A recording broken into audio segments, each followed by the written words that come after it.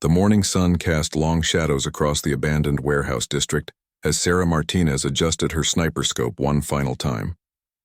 300 yards away, a team of Navy SEALs moved through the maze of shipping containers, completely unaware they were being watched. To them, she was just another ghost story whispered in military circles. But to those who knew her real identity, she was Falcon. Sarah had earned that name during her first tour in Afghanistan 7 years ago. While other soldiers moved through the desert like thunder, she glided like silent wings. Her ability to appear and disappear without a trace had saved dozens of lives and completed missions that others thought impossible. But that was before everything went wrong. The SEALs below were part of Team Bravo, led by Commander Jake Thompson. Sarah recognized his movements from the intelligence files she had studied for weeks. Thompson was methodical, careful, and deadly accurate. His team had been hunting her for 3 months across 4 different countries. They believed she had turned rogue, that she was selling military secrets to the highest bidder. They were wrong, but Sarah couldn't tell them the truth. Not yet. Her earpiece crackled with static before a familiar voice spoke. "Falcon, they're closing in on your position. You have maybe 10 minutes before they reach the building." Sarah didn't respond immediately. Marcus Chen, her former handler, was the only person who knew she was still alive. To everyone else, including the SEALs below, Sarah Martinez had died in a helicopter crash in Syria 6 months ago. The military had even held a funeral service. Her parents still visited her grave every Sunday. "I see them," Sarah finally whispered into the microphone. 6 men, standard formation. Thompson's leading from the front like always. Through her scope, she watched the team split into 2 groups. 3 SEALs would circle around to the back entrance while Thompson and 2 others approached from the front. It was exactly what she had expected. These men were skilled, but they were also predictable. They followed protocols that Sarah had helped write during her time as a military consultant. The warehouse had been her home for the past 2 weeks. She had chosen it carefully, studying every entrance, every window, every possible escape route. The building sat on the edge of the industrial district, surrounded by empty lots and abandoned machinery. Most importantly, it had a network of underground tunnels that connected to the old subway system. The city had forgotten about these tunnels decades ago, but Sarah never forgot anything that might save her life. As the SEALs moved closer, Sarah began packing her equipment. Her rifle broke down into 4 pieces that fit perfectly into a specialized backpack. Her laptop contained encrypted files that could change the course of the war, but only if she could deliver them to the right people. The problem was that those people thought she was dead, and the wrong people wanted her to stay that way. 6 months ago, Sarah had discovered something during her mission in Syria. A high-ranking military official was selling weapons to terrorist groups, using official channels to cover his tracks. When Sarah tried to report what she had found, she realized the corruption went deeper than anyone imagined. The official had allies in the Pentagon, people who could make problems disappear permanently. The helicopter crash had been arranged to look like an accident. Sarah was supposed to die with the evidence, but she had jumped 30 seconds before the explosion. She spent 3 days crawling through the desert with a broken leg and second-degree burns before Marcus found her. He was the only person she trusted, the only one who believed her story. For months, they had worked together to gather more evidence while staying hidden from both the military and the terrorists. But now the SEALs were getting too close, and Sarah was running out of places to hide. She needed to make contact with someone who could help her expose the truth, but every attempt at communication was a risk. Through the window, Sarah could see Thompson's team reaching the front entrance. The commander held up his hand, signaling his men to stop. He was studying the building, probably noticing the same details that Sarah had observed weeks ago. The broken windows on the 3rd floor, the rusty fire escape, the way the front door hung slightly open. Thompson was smart enough to know this could be a trap. Sarah smiled despite the danger. She had chosen this location precisely because it looked like a trap. Any experienced soldier would approach with extreme caution, which would buy her the extra time she needed to escape. But she also knew that Thompson wouldn't give up easily. He had a reputation for completing every mission, no matter how difficult. Her phone buzzed with a text message from Marcus. "Extraction point Alpha in 30 minutes. Don't be late."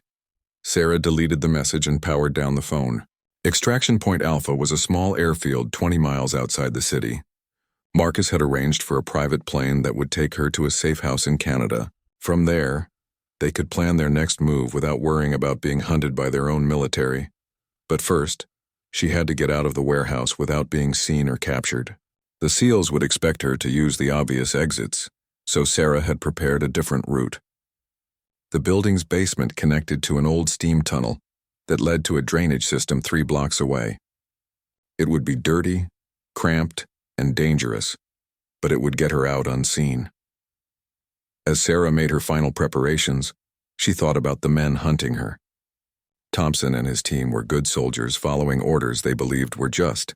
They thought they were tracking down a traitor, someone who had betrayed everything they stood for. In their minds, they were the heroes of this story.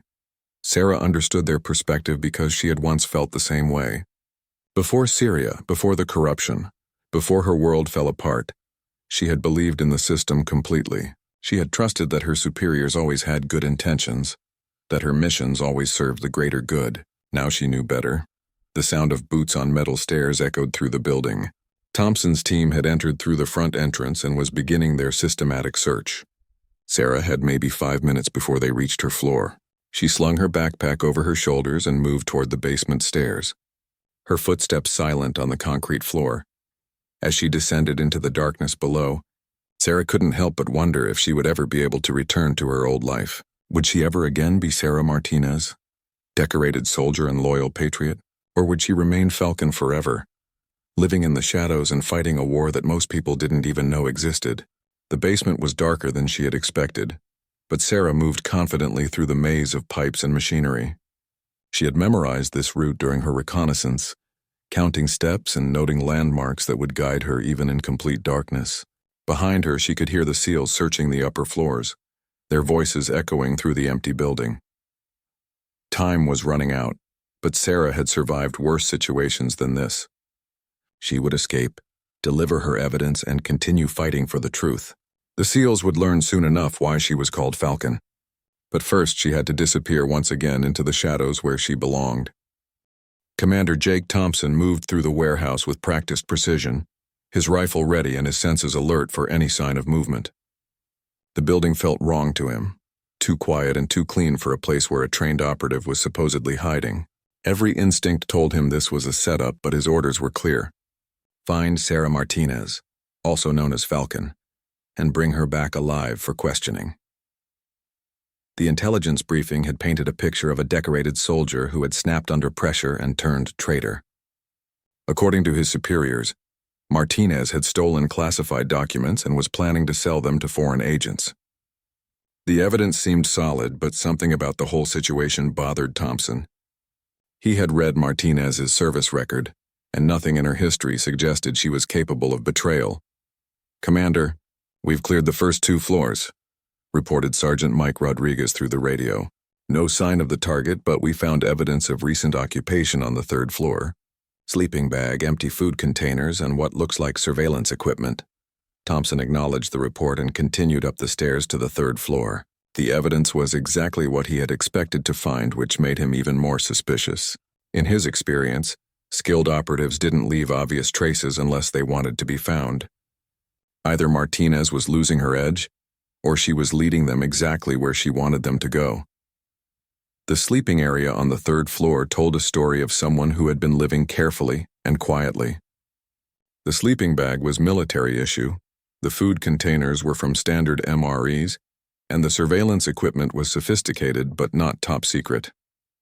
Everything suggested a soldier trying to stay hidden while gathering intelligence, but nothing proved criminal activity. Thompson's radio crackled again. "Commander, we found something in the basement. Looks like there's an opening in the wall that leads to some kind of tunnel system." "On my way," Thompson replied, already heading for the stairs.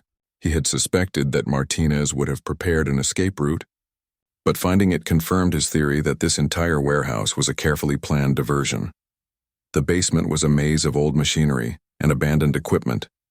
Near the back wall, Corporal Lisa Chen was kneeling beside a section where several bricks had been removed to create an opening just large enough for a person to crawl through. Her flashlight revealed a narrow tunnel that disappeared into darkness. "How long ago?" Thompson asked. Chen examined the displaced bricks and the scuff marks on the floor. "Maybe 20 minutes, sir. The concrete dust is still settling, And there are fresh footprints in the dirt.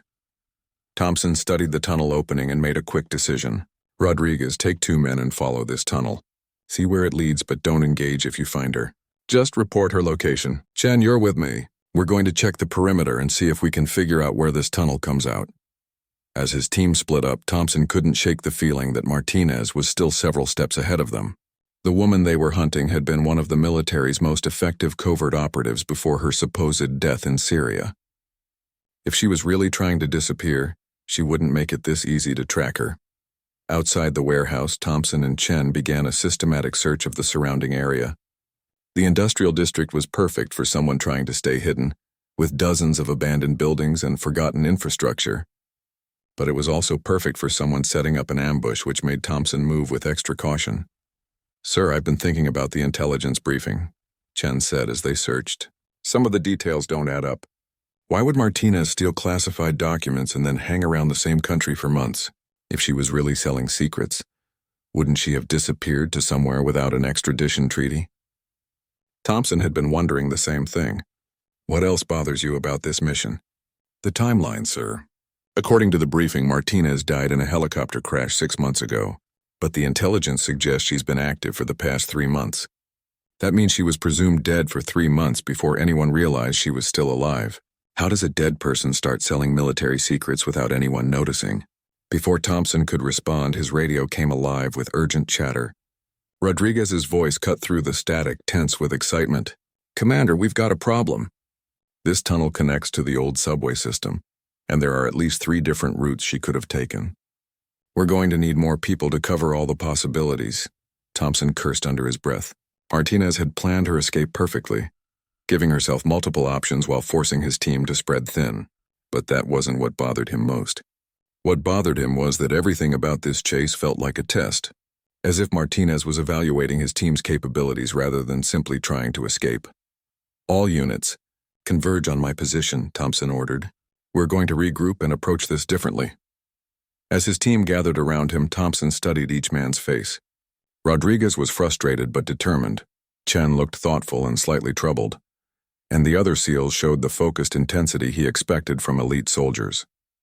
These were good people following orders they believed were correct, but Thompson was starting to wonder if they were being used. "Listen up," Thompson said. "I want everyone to think about what we know versus what we've been told. We're supposed to be hunting a traitor who stole classified documents, but everything we've found suggests someone who's been living like a fugitive, not someone preparing to sell secrets. The surveillance equipment we found was pointed at this building's entrances, not at any military targets." Rodriguez nodded slowly. "You're right, sir. If she was planning to meet with foreign agents, why set up surveillance on an abandoned warehouse in the middle of nowhere? And why leave such an obvious trail if she really wanted to escape?" Chen added, "Martinez was trained in the same programs we were. She knows how to disappear without a trace if she wants to." Thompson made a decision that went against his orders but followed his instincts. "We're going to approach this mission differently. Instead of trying to capture Martinez, we're going to try to make contact with her. I want to hear her side of the story before we make any arrests." The team looked surprised but not resistant. Thompson had earned their trust through years of leadership, and they knew he didn't make decisions lightly. If their commander thought something was wrong with this mission, they were willing to listen. "How do we make contact with someone who doesn't want to be found?" Rodriguez asked. Thompson smiled grimly. "We stop chasing her and start thinking like her.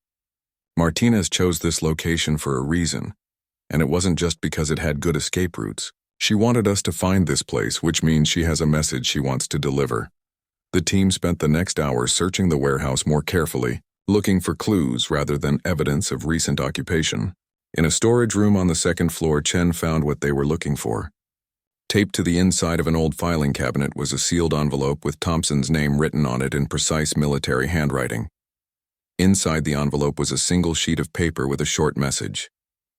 "Commander Thompson, if you're reading this, it means you're smart enough to realize this mission isn't what it seems. I'm not a traitor, but I can't prove my innocence while everyone thinks I'm dead. If you want the truth, come alone to the old pier at midnight. Come armed if it makes you feel safer, but come ready to listen. There are bigger threats than one allegedly rogue operative, and you're being used to eliminate someone who discovered them. Sarah Martinez." Thompson read the message twice before showing it to his team. The handwriting matched samples from Martinez's personnel file, and the tone suggested someone who was desperate but not defeated. Most importantly, the message acknowledged that Thompson might not trust her while still asking him to take a significant risk. This could be a trap, Rodriguez pointed out. Could be, Thompson agreed. But if it is, it's an unnecessarily complicated one. If Martinez wanted to hurt us, she could have set up something much simpler. Chen studied the message. Sir, what if she's telling the truth? What if someone wants us to eliminate her because she discovered something they want to keep hidden? Thompson folded the message and put it in his pocket. He had 8 hours to decide whether to follow orders and continue hunting Martinez, or take a chance and meet with someone who might be an innocent soldier caught in a web of corruption. Either way, he was about to learn why Sarah Martinez was known as Falcon, and why some people wanted her to stay dead. The old pier stretched into the darkness like a forgotten finger reaching toward the ocean. Commander Thompson arrived 20 minutes early, positioning himself behind a stack of rotting shipping containers where he could observe the entire area. The message from Martinez had given him a choice, and he had chosen to take the risk. But that didn't mean he was going to be careless about it. Thompson's team was stationed at various points around the waterfront, close enough to provide support but far enough away to avoid spooking Martinez if she actually showed up. He had told them to observe and report, not to engage unless he gave a direct order. This meeting would only work if Martinez felt safe enough to reveal whatever truth she was hiding. At exactly midnight, a figure emerged from the shadows at the far end of the pier. Even from a distance, Thompson could see the confident, controlled movements that marked Martinez as a trained soldier. She walked slowly down the wooden planks, her hands visible and empty, but Thompson noticed she stayed within easy reach of the pier's support posts that could provide cover if needed. Thompson waited until Martinez reached the halfway point before stepping out from behind the containers. That's far enough, he called out, his voice carrying clearly across the water. Martinez stopped walking but didn't raise her hands or show any signs of surrender.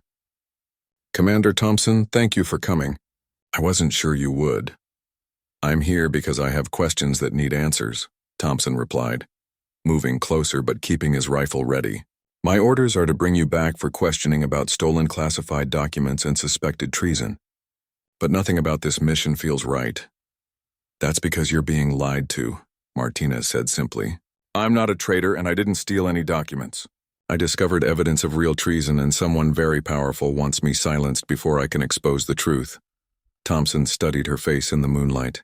Martinez looked tired and older than her 32 years, but her eyes were clear and determined. She didn't have the desperate, cornered look he expected from someone who had been running for months. Instead, she projected the calm confidence of someone who knew she was in the right. Tell me about Syria, Thompson said. Martinez's expression darkened. Syria was supposed to be a routine intelligence-gathering mission. I was embedded with a local resistance group, monitoring terrorist activities and reporting back to command. But I started noticing weapons shipments that didn't match our intelligence reports. American weapons were showing up in terrorist hands faster than they were being captured or stolen. She paused as if deciding how much to reveal. I followed the supply chain backward and discovered that someone in our military was deliberately selling weapons to terrorist groups. Not just small arms, but advanced equipment including shoulder-fired missiles and encrypted communication devices. Thompson felt a chill that had nothing to do with the ocean breeze. Do you have proof? I had proof, Martinez corrected. Digital records, shipping manifest, financial transactions, even recorded conversations. I gathered everything I could find and prepared to submit a formal report through proper channels. But when I tried to contact my handler, I was told to destroy all evidence and forget what I had seen. Who gave that order? Colonel Richard Hawkins, Pentagon Intelligence Division. He said the evidence was part of an ongoing operation that I wasn't cleared to know about. When I pressed for more information, he became hostile and threatened me with court-martial for interfering with classified operations. Thompson knew Colonel Hawkins by reputation. He was a decorated officer with connections throughout the military hierarchy. Exactly the kind of person who could arrange for inconvenient soldiers to disappear. What happened next? I realized that Hawkins was either part of the conspiracy or protecting someone who was. Either way, I couldn't trust the normal reporting channels, so I made copies of everything and prepared to go outside the chain of command. That's when they tried to kill me. Martinez moved closer, her voice dropping to just above a whisper.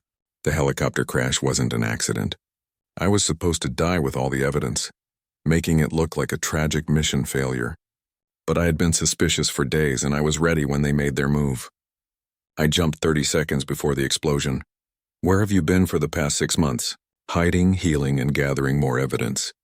My contact in the CIA helped me stay off the grid while we built a case that couldn't be ignored or suppressed. But someone leaked information about my survival, and now you're here to finish what the helicopter crash started.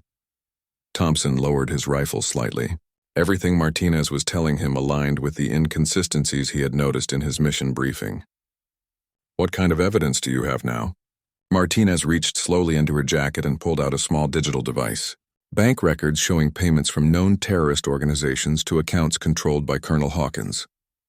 Communication intercepts proving he coordinated weapon shipments. Video evidence of him meeting with terrorist leaders. Everything needed to prove he's been funding terrorist operations with American weapons. Why not take this to the FBI or CIA directly? Because Hawkins has allies in both organizations.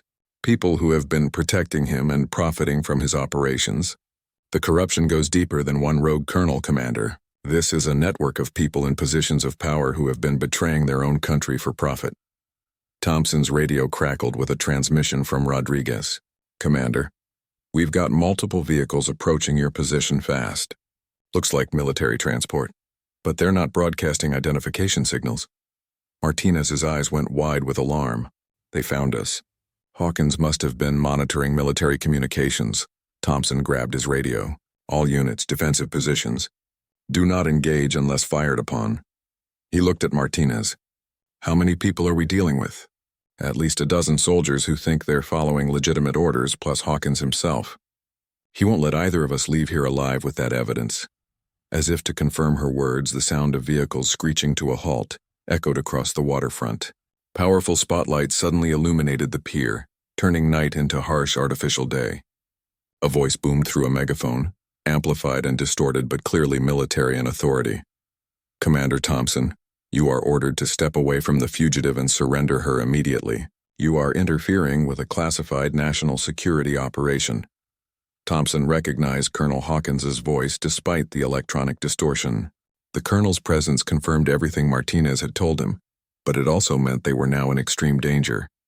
Hawkins couldn't allow either of them to survive if he wanted to protect his conspiracy. What's the plan? Thompson asked Martinez quietly. She smiled grimly. Now you see why they call me Falcon. I never enter a situation without multiple escape routes and contingency plans. My CIA contact is waiting offshore with a boat, but we need to reach the end of the pier without getting shot. Thompson looked at the 100 yards of open wooden planking between their position and the end of the pier. That's a lot of open ground with nowhere to hide. Trust me, Martinez said. I've been planning this for weeks. When I give the signal, run straight for the end of the pier and don't look back. Hawkins's voice boomed again through the megaphone. You have 30 seconds to comply before we take the fugitive by force. Martinez pulled a small device from her pocket and held her thumb over a red button. In Syria, I learned that sometimes the best way to disappear is to make everyone else blind first. She pressed the button, and suddenly the night erupted in chaos. Explosions echoed across the waterfront as charges she had planted earlier destroyed the spotlight trucks, plunging the area back into darkness. Smoke grenades hidden throughout the pier area began releasing thick clouds that obscured vision and confused the soldiers trying to surround them. Run, Martinez shouted, and Thompson found himself sprinting down the pier behind her, trusting his life to a woman who had been labeled a traitor by his own military. Behind them, he could hear orders being shouted and equipment being moved. But the smoke and darkness gave them precious seconds of advantage. As they reached the end of the pier, Thompson could see the outline of a small boat waiting in the water below. Martinez jumped first, landing gracefully in the vessel, and Thompson followed without hesitation. The boat's engine roared to life immediately, and they began speeding away from shore just as the first shots rang out behind them. Looking back at the chaos on the waterfront, Thompson realized he had just crossed a line from which there was no return. He was now officially a fugitive himself, but for the first time in months he felt like he was fighting for the right side. The safe house was hidden in the mountains 3 hours north of the city, accessible only by a winding dirt road that seemed to lead nowhere. Agent Marcus Chen, Martinez's CIA contact, had been waiting for them with coffee, medical supplies, and secure communication equipment. Thompson was still trying to process everything that had happened in the past 24 hours. "Your team made it out safely," Chen reported as he handed Thompson a satellite phone. "Rodriguez and the others are being debriefed by internal affairs, but they're being treated as witnesses rather than suspects. Your decision to investigate rather than blindly follow orders saved their careers." Thompson accepted the phone gratefully. "What about Colonel Hawkins? Does he know we escaped?" "He knows," Martinez answered from across the room where she was uploading encrypted files to multiple secure servers. "But he also knows that his window for keeping this quiet is closing fast. Every hour we stay alive increases the chance that the truth comes out." Chen spread several maps across the wooden table. "Hawkins has mobilized every resource he can access without raising suspicions. He's told his superiors that you've been compromised by a foreign agent and need to be rescued. That gives him authority to use military assets for what appears to be a legitimate operation." "How long do we have?" Thompson asked. "Maybe 48 hours before someone in Washington starts asking uncomfortable questions about why a simple fugitive capture has required so many resources, but that assumes we can stay hidden, which won't be easy with half the military looking for us." Martinez finished her upload and turned to face the two men. "The evidence is now stored in 7 different locations, with automatic releases triggered if Chen and I don't check in every 12 hours. Even if Hawkins finds us, the truth will still come out."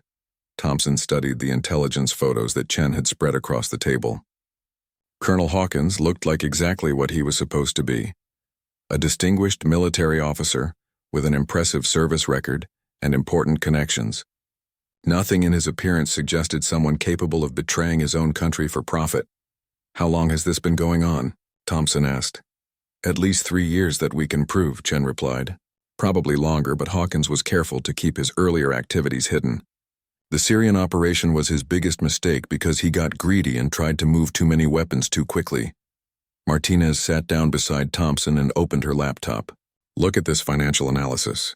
In the past 3 years, Hawkins has accumulated over $15 million in offshore accounts. His official military salary couldn't account for even a fraction of that wealth. The evidence was overwhelming, but Thompson found himself thinking about the broader implications. If Hawkins has been doing this for years, how many other operations might be compromised? How many soldiers have died because terrorists had access to American weapons? That's exactly why we can't let him bury this," Martinez said quietly. "Every day this conspiracy continues, more people die. Not just American soldiers, but innocent civilians who become victims of terrorist attacks carried out with weapons that Hawkins provided." Chen's secure phone buzzed with an incoming message. He read it quickly, his expression growing dark. "We have a problem. Hawkins has just issued a classified bulletin claiming that Martinez is in possession of nuclear weapon specifications. He's requesting authorization to use lethal force and declaring the situation a matter of national security." Thompson felt his stomach drop. "Nuclear specifications? That's completely fabricated." "Of course it is," Martinez said grimly. "But it gives Hawkins legal justification to kill us and claim he was protecting national security. No one will question the details if they believe we were terrorists trying to steal nuclear secrets." The three of them sat in silence for a moment, contemplating the magnitude of the forces arrayed against them. Hawkins had essentially weaponized the entire military against 2 people who were trying to expose his crimes. It was a masterful manipulation of the system, turning their own government into his personal enforcement arm. "We need to go on the offensive," Thompson said finally. "Sitting here waiting for them to find us isn't going to work. We need to force Hawkins into a position where he can't control the narrative." Chen nodded slowly. "What do you have in mind?" Thompson stood up and began pacing around the small cabin. "Hawkins' power comes from controlling information and manipulating the chain of command.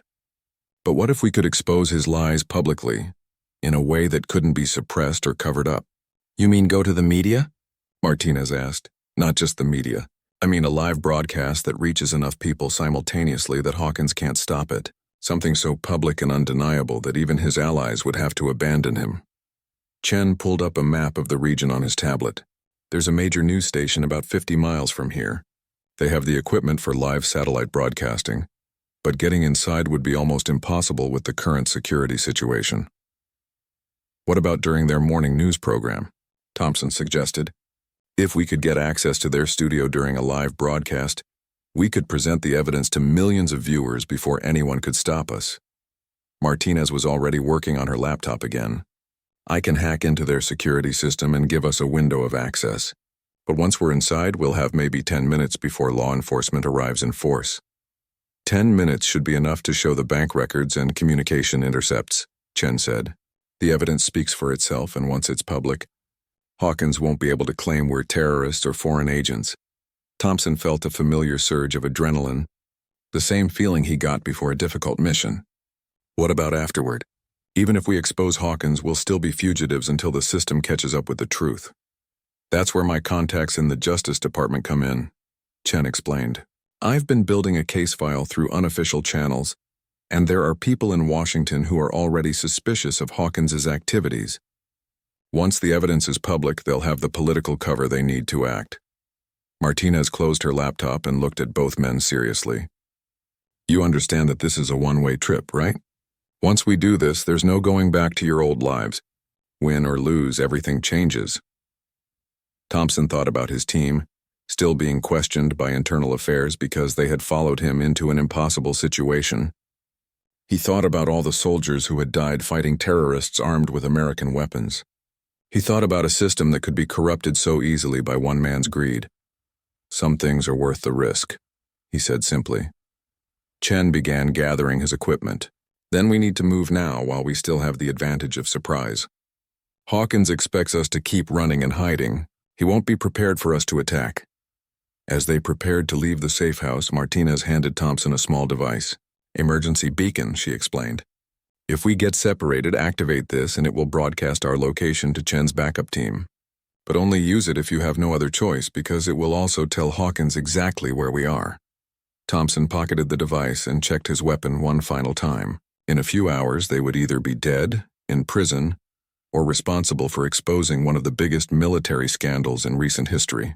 There was no middle ground, no compromise solution that would allow them to walk away quietly.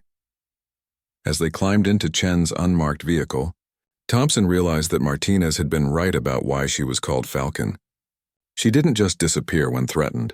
She circled around and struck when her enemies least expected it. Now he was about to learn whether that strategy would work. Against an opponent who controlled vast resources and had everything to lose. The sun was beginning to rise over the mountains as they drove toward what might be their final mission. Win or lose, by noon today, the world would know the truth about Colonel Richard Hawkins and his conspiracy. The only question was whether Thompson and Martinez would live to see justice served. The KXTV news station looked like any other modern media building, all glass and steel rising from a carefully landscaped parking lot. But at 8:30 in the morning, it was also crawling with federal agents and military personnel. Colonel Hawkins had anticipated their move and beaten them to the location. Thompson watched through binoculars from their position on a hillside half a mile away. At least 30 agents plus military vehicles positioned around the perimeter. He's turned the place into a fortress. Martinez studied the tactical display on her tablet, which showed real-time security feeds she had hacked from the building's surveillance system. The morning show is still broadcasting, which means Hawkins can't be too obvious about his presence. But the moment we try to enter that building, we'll be walking into a trap. Chen lowered his own binoculars with a frustrated expression. This was our best shot at reaching a wide audience quickly. The other news stations in the region don't have the same broadcast capabilities. Then we don't go to them, Thompson said slowly, an idea forming in his mind. We bring them to us. Martinez looked at him questioningly. What do you mean? Thompson pointed toward the cluster of news vehicles parked outside the station. Look at all those satellite trucks and mobile broadcast units. Every major network in the region is covering this story, because Hawkins told them it's about national security. What if we could commandeer one of those trucks and broadcast from a different location? Chen checked his watch. The morning show ends in an hour, which means all those trucks will be leaving soon to cover other stories. If we could intercept one of them— Not intercept, Martinez corrected, her eyes lighting up with understanding. Invite. What if we called one of those news directors and offered them an exclusive interview with the supposed terrorists that everyone is looking for? Thompson smiled grimly. Tell them we want to surrender publicly and tell our side of the story. Any journalist worth their career would jump at that opportunity. Martinez was already working on her laptop. I'm accessing the station's internal directory to get contact information for the news directors. Here we go. Rebecca Walsh, investigative reporter for Channel 7. She's been covering military scandals for years and has a reputation for being thorough and fearless. Chen nodded approvingly. Walsh broke the story about the defense contractor kickbacks last year. If anyone would be willing to take this risk, it would be her. Thompson studied the tactical situation one more time. How do we contact her without Hawkins intercepting the communication? Burner phone and a public Wi-Fi network, Martinez replied, pulling a prepaid cell phone from her bag. I'll route the call through 3 different countries to make it untraceable. But we'll only have a few minutes before they start trying to locate the source. The call connected after 2 rings. Rebecca Walsh. Ms. Walsh, this is Sarah Martinez, the woman your colleagues are calling a terrorist. I'm calling to offer you an exclusive interview and evidence that will prove my innocence. There was a long pause before Walsh responded. How do I know this isn't some kind of setup? Because in about 30 seconds, I'm going to send you a file that contains bank records showing Colonel Richard Hawkins has received over $15 million from known terrorist organizations. You can verify the authenticity independently before deciding whether to meet with us. Martinez sent the file while maintaining the call. Check your secure email, Ms. Walsh. The file I just sent contains enough evidence to end several careers and save countless lives. Another pause, longer this time. Thompson could imagine the reporter opening the file and trying to process what she was seeing. These bank records, if they're real, this is the biggest military scandal in decades. They're real, and that's just a small sample of what we have. Colonel Hawkins has been selling American weapons to terrorist groups for years, and now he's using the military to hunt down the people who discovered his crimes. Where do you want to meet? Walsh asked, her professional instincts overriding any concerns about personal safety. Martinez gave her coordinates for a rest stop 20 miles away. Come alone with a mobile broadcast unit. We'll give you the complete story and all the evidence, but the interview has to be live and unedited.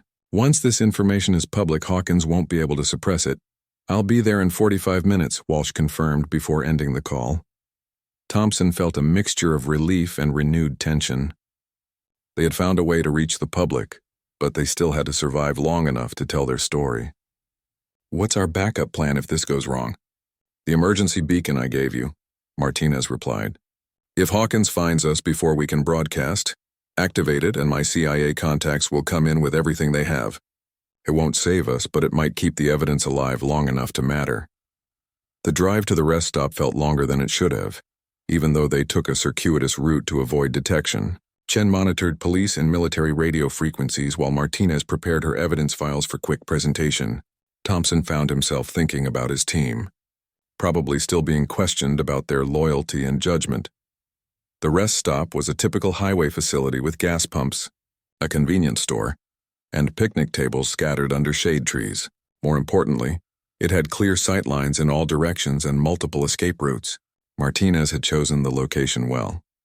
Rebecca Walsh arrived exactly on schedule, driving a white van with satellite equipment mounted on the roof. She was a woman in her 40s with graying hair and the confident bearing of someone who had covered dangerous stories before. She parked near the picnic tables and approached them with a cameraman who looked nervous but determined. Ms. Martinez, I've had my technical team verify those bank records. They appear to be authentic, but I need to understand the full scope of what you're alleging before we go live. Martinez opened her laptop and began displaying files. Colonel Hawkins has been coordinating weapons sales to terrorist organizations for at least 3 years. We have financial records, communication intercepts, shipping manifests, and video evidence of him meeting with known terrorist leaders. Walsh studied the evidence with the practiced eye of an investigative journalist. This is extraordinary, but why hasn't this been reported through military channels? Why come to the media instead of working within the system? Thompson answered that question. Because the system is compromised. Hawkins has allies in the Pentagon and intelligence agencies who have been protecting him. When Martinez tried to report her findings through proper channels, they tried to kill her. The helicopter crash in Syria, Walsh said, understanding dawning in her eyes. You faked your own death to avoid assassination. Not faked, Martinez corrected. I survived an assassination attempt that was supposed to look like an accident. I've been gathering evidence ever since, trying to build a case that couldn't be ignored or suppressed. Walsh made her decision. We go live in 5 minutes. I'll need both of you on camera, and I want to see the most damning evidence displayed where viewers can see it clearly. As the cameraman set up his equipment, Thompson noticed movement on the horizon. 3 black SUVs were approaching fast, still several miles away but closing quickly. We've got company. Martinez checked her tablet, which was monitoring local law enforcement frequencies. Hawkins found us. He's bringing enough firepower to level this entire rest stop. Walsh's cameraman looked terrified, but the reporter herself seemed energized by the danger. How long do we have? Maybe 5 minutes before they arrive, another 2 before they're in position to attack, Chen estimated. Then we broadcast now, Walsh decided. The story goes out live, unedited, and in real time. Whatever happens after that, at least the truth will be public. The red light on the camera came on, and Walsh looked directly into the lens. This is Rebecca Walsh reporting live from an undisclosed location with a breaking story that will shock the nation. I'm here with Sarah Martinez, the woman military officials claim is a terrorist, and Commander Jake Thompson of the Navy SEALs who was sent to capture her. What they're about to reveal will change everything you think you know about this case. Martinez began presenting her evidence methodically, holding up documents to the camera while explaining their significance. Thompson provided context about the military's response and his own investigation. Walsh asked sharp, probing questions that helped clarify the scope of the conspiracy for viewers. In the distance, the black SUVs were getting closer. Thompson could see tactical teams deploying from the vehicles, preparing for an assault. But the broadcast continued, and with each passing minute, millions more people learned the truth about Colonel Hawkins and his betrayal. The evidence is overwhelming, Walsh said into the camera. Colonel Richard Hawkins appears to have orchestrated one of the most significant military scandals in American history. And the military's own investigation has been compromised by the very corruption it was supposed to expose. Thompson's radio crackled with an incoming transmission. Commander Thompson, this is Colonel Hawkins. You have 30 seconds to surrender before we open fire. You are in possession of classified materials that pose a threat to national security. Thompson held up the radio so Walsh's microphone could pick up Hawkins's voice. The threat was now being broadcast live to the entire nation, making it impossible for Hawkins to claim later that he had acted reasonably. Colonel Hawkins, Thompson said into the radio, the only threat to national security here is you. The evidence of your crimes is now public, and killing us won't change that. The tactical teams were within rifle range now, taking positions behind vehicles and using trees for cover, but they seemed hesitant to attack. Probably because they could see the news van and realized that any violence would be broadcast live to millions of viewers. Martinez looked directly into the camera one final time. My name is Sarah Martinez. I am not a terrorist or a traitor. I am an American soldier who discovered that one of our own officers was betraying everything we swore to protect. The evidence speaks for itself, and I pray that justice will finally be served. The shooting started just as Walsh signed off from the broadcast.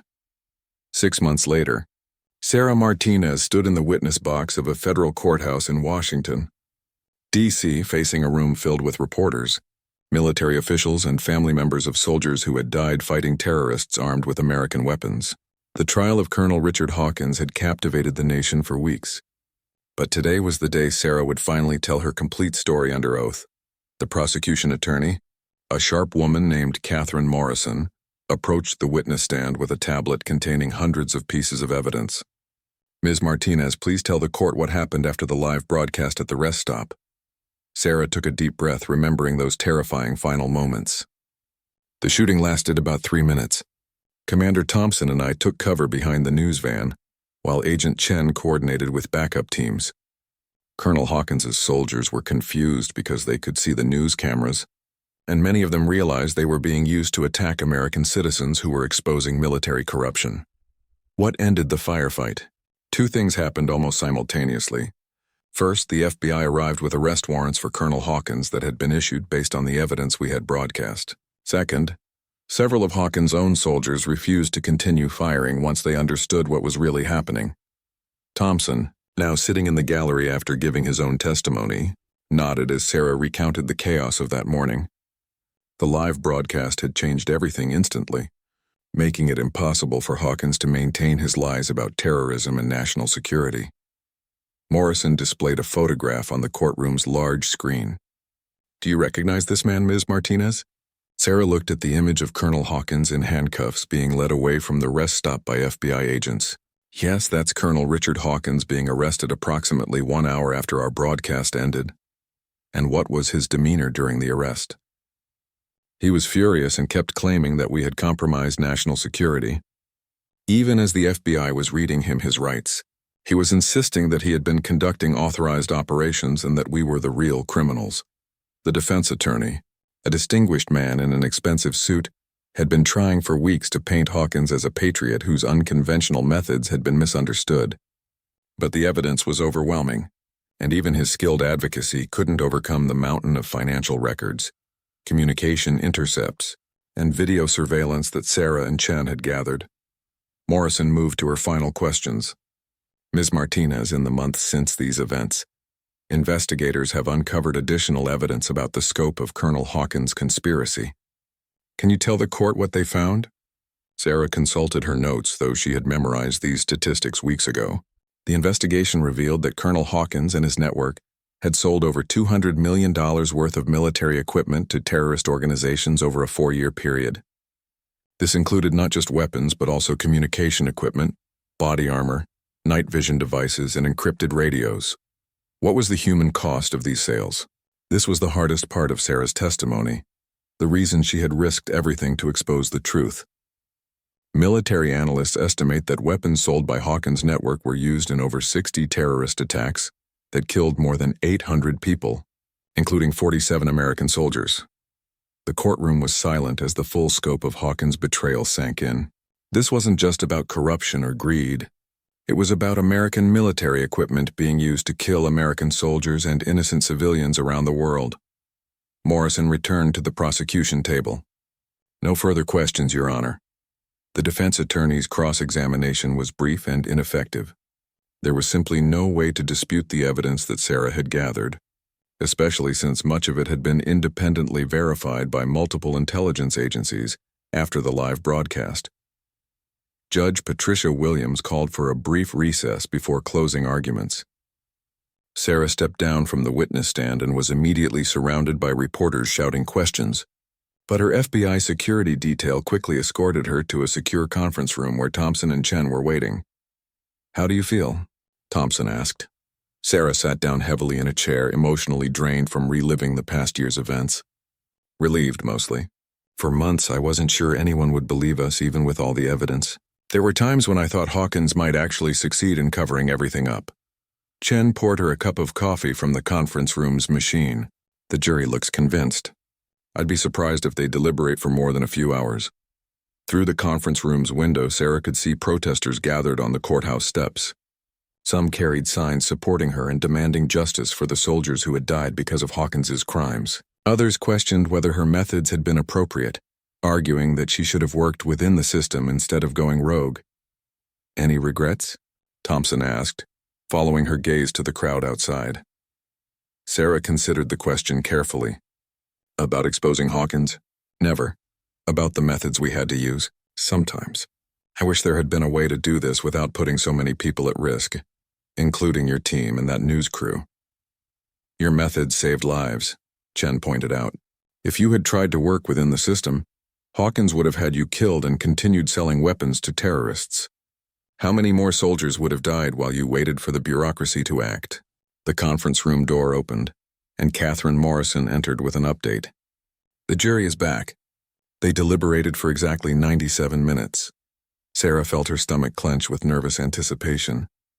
After everything they had been through, everything they had sacrificed, it all came down to the decision of 12 ordinary citizens who had listened to weeks of testimony about military corruption and international terrorism. Back in the courtroom, Judge Williams called for order as the jury foreman stood to deliver the verdict. Colonel Richard Hawkins sat rigidly at the defense table, showing no emotion as his fate was decided. On the charge of conspiracy to commit treason, we find the defendant guilty. On the charges of conspiracy to provide material support to terrorist organizations, we find the defendant guilty. On the charges of conspiracy to defraud the United States government, we find the defendant guilty. The foreman continued reading through all 23 charges, and the verdict was the same each time, guilty. Sarah felt tears of relief streaming down her face as she realized that justice was finally being served. Judge Williams scheduled sentencing for the following month, but everyone in the courtroom knew that Hawkins would spend the rest of his life in federal prison. The evidence had been too strong, the betrayal too complete for any other outcome. Outside the courthouse, Sarah faced the cameras one final time. The woman who had once been known only as Falcon, a ghost story whispered among special operations units, was now a public figure whose courage had exposed one of the most significant military scandals in American history. "Ms. Martinez, what's next for you?" a reporter called out. Sarah looked up at the clear blue sky, thinking about all the possibilities that lay ahead. "I'm going back to what I do best, serving my country. The military has offered me a position training special operations units in counterintelligence. I want to make sure that what happened with Colonel Hawkins never happens again." "Do you consider yourself a hero?" Sarah shook her head. "I'm a soldier who did her job. The real heroes are the people who died fighting terrorists armed with weapons that never should have been available to them. The best way to honor their sacrifice is to make sure the system works better in the future." As she walked away from the courthouse, Thompson fell into step beside her. "So what's it like being famous?" Sarah smiled, the first genuine smile she had managed in months. "Terrible. I preferred being a ghost story." "Well, you'll always be Falcon to those of us who know the truth about what you did." Sarah looked back at the courthouse where justice had finally been served. Sometimes the only way to protect something you love is to be willing to lose everything for it. I'm just glad we didn't have to lose everything after all. The woman known as Falcon had finally come in from the cold, and the nation was safer because of her courage to do what was right, even when the cost seemed too high to bear. Her story would be told in military academies for generations, a reminder that true patriots sometimes have to choose between following orders and following their conscience. In the end, Sarah Martinez had chosen conscience, and that choice had saved countless lives while preserving the integrity of the military she loved. The SEALs had indeed learned why she was called Falcon, not because she disappeared when threatened, but because she soared above corruption and struck with precision when justice demanded it.